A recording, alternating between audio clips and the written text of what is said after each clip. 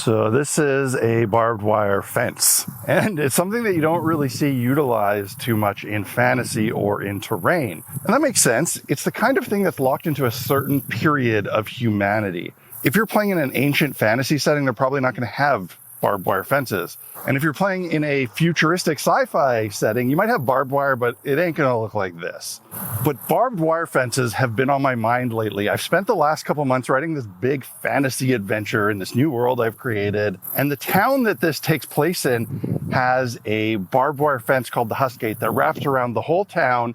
And it's a pretty important little location. It may lead to something bigger, and it may be a spot where a mysterious figure who may or may not be threatening shows up. So I thought now is a great time to actually build a miniature terrain one, because it's a cool thing. Also, you could use it if you're playing like historical war games or Trans Crusade or whatever. So today I'm going to build a miniature Huskgate for my new adventure called Voidbirth.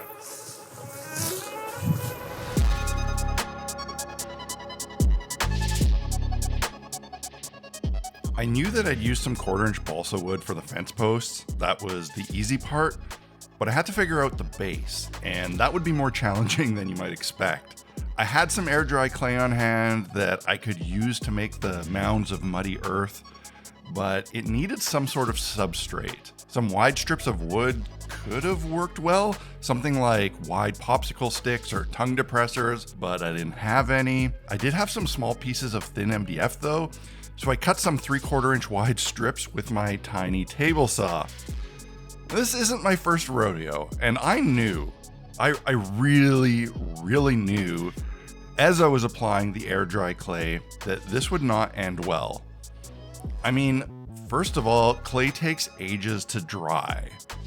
And I'm not the kind of person that likes to wait for things to dry. Plus, the MDF strips were so thin that they provided no structural integrity, and these were basically guaranteed to warp as the clay dried. But these materials were the only things that I had on hand that I thought might work, so I went ahead anyway, fully expecting disappointment.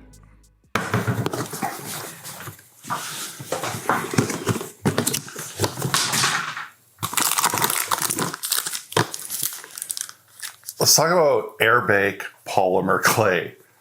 Why don't I ever turn to this stuff in situations like this? I always have some sitting in a cabinet, but I never seem to use it, even though it's a super popular product for miniaturists. Well, I guess not so much in like tabletop miniaturists, more in like other kind of like dollhousey sort of miniaturists. And I never use it. I guess my reluctance comes from the fact that the way I build things often incorporates multiple materials. So by the time I need to add some sort of like filler clay, my piece will often already have things like plastic bits and whatever, and I don't want to put that in the oven.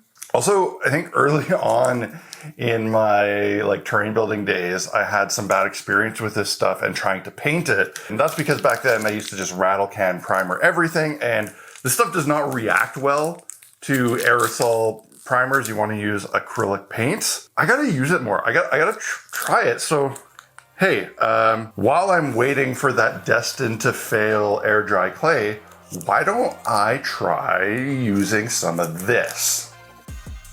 And so I did. I was a bit reluctant to use this stuff with MDF because, well, MDF is full of crap like formaldehyde, and putting that in my oven that I use for food is probably a terrible idea, but you know, YOLO, I guess. I will avoid doing this in the future and just stick to using raw wood or metal. But you know, this ended up working out really well. It didn't warp at all, maybe a tiny bit, but the neat thing is that the oven baked clay stayed somewhat flexible, so I could just bend it back to straight. Satisfied with my mud mound bases, I got to cutting the fence posts. I wanted to make sure that they weren't too tall, so I gauged the height using one of the miniatures from the Voidbirth campaign, one of the Void cultists. I cut enough of them to length and then carved them up a bit. This was both to make them look more rugged and to make them visually a little bit thinner, as the 1/4-inch material at this length seemed a little too chunky.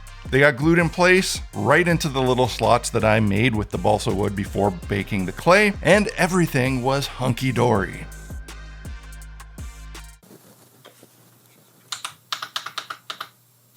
Hey, did you guys know that I just recently launched a new website? It's blackmagiccreative.ca, and it is the new home base for my publishing company by which I am releasing games like Idols of Torment and the upcoming Voidbirth, which is previewing on GameFound now. When it was time to make a new website, I did the same thing I did on my last two. I used Squarespace. Yes, they are a sponsor of this channel, but I happily pay to use their service again and again and again every time I need a new website because it is so easy to use. And it has all of the tools that I need. You can even create online stores and sell services or products. And to make payment really easy, you can now use the SquarePay payment system. I really like running both my web stores through Squarespace. And once this new website develops, I will also use it to run one main master web store for all of my publishing company's products. Go try it out. Use the link in my description, start a free trial, and once you're convinced, use the code BlackMagicCraft to get 10% off your first purchase of your new website or domain. I wanted to give the bases a bit more texture, so I spread on some glue and poured over some Geek Gaming Scenics basing material. This is just sand, pebbles, static grass, all pre-mixed together. It's meant to be a final step for basing minis that doesn't require painting, but I'm doing this before painting because my fence is meant to be in a dying field.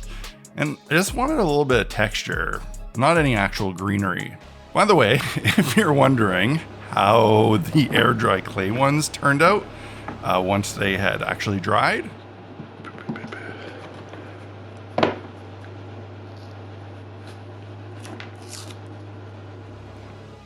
before hitting these with any actual ink or paint, I blew off the excess flocking with the airbrush. Then I did a base coat with some Army Painter air paint. I followed that with a bit of raw umber ink to darken some areas. But before I continued, I actually remembered something and stopped and jumped back over to the table. The wire that I use for barbed wire is a very bright and shiny new looking metal. And it also needs to get hit with some ink to give it an older, rusty look. So before painting the posts, I applied the barbed wire. This way I could hit both at the same time and the posts wouldn't just get painted twice. The fence needed to look a lot more decrepit and abandoned, so I cut some breaks in it and just glued the ends in place to stable wires so that they didn't move around a bunch. I figured, okay, I can have a little bit of plant life, just dead plant life. So I added on some dry tufts from gamer grass. And again, I did this before going in with more ink so that they would also get tinted a bit and everything would just sort of blend together in one cohesive, boring, dead sort of muddy mess.